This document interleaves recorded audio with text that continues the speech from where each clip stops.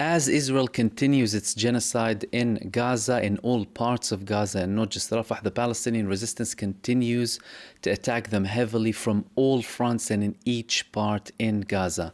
As usual, after Israel suffers the heavy attacks from the Palestinian resistance, they punish the civilian population even more. So we had multiple massacres in the past 48 hours, especially after the intense day where Israel suffered many losses that many claim to be in the hundreds rather than the dozens, as Israel declared. Today we had something very similar. So even if we talk about Al-Qassam brigades, the armed wing of Hamas, they had attacks on at least 3 tanks with a Yasin 105, 2 D9 bulldozers with a Yasin 105, 2 launches of Rujum 114 millimeter rockets on multiple bases, and they also attacked Israeli soldiers with snipers and with other weapons as well.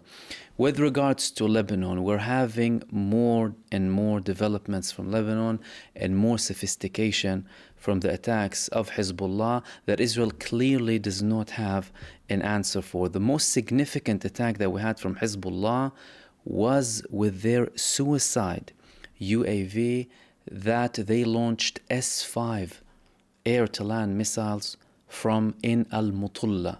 Now, they not only attacked this place with these 2 rockets, and later the drone itself reached its target too, they also had several other attacks on Israel. One of the most important attacks that they conducted is attacks on the Israeli Ministry of Defense locations across Israel. So we had a report in Al Mayadeen saying that the Islamic Resistance in Lebanon announced that it had carried out an air attack with assault marches on industrial facilities belonging to the enemy's Ministry of Defense. The attack targeted the Elbit Military Industries Company and the David Cohen factory in Tel Hai, north of Kiryat Shmone. They also said that the David Cohen factory, which was targeted in the attack, specializes in producing electronic systems for the Israeli army.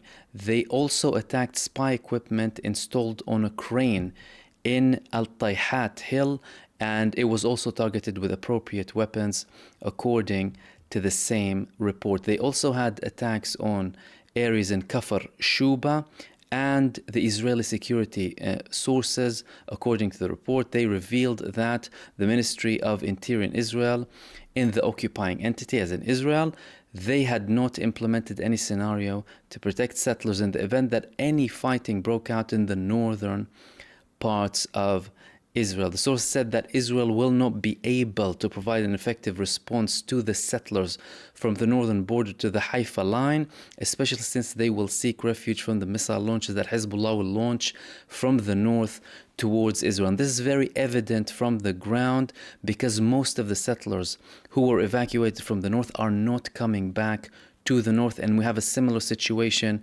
with Gaza. In total, you're talking about 250,000 of Israelis, those who did not flee Israel and are currently staying in Israeli hotels. Many of them are criticizing the country heavily due to its lack of effective action to restore peace and security in these areas, with no hope in the horizon for them going back anytime soon, and many delays, some report up until the beginning of 2025.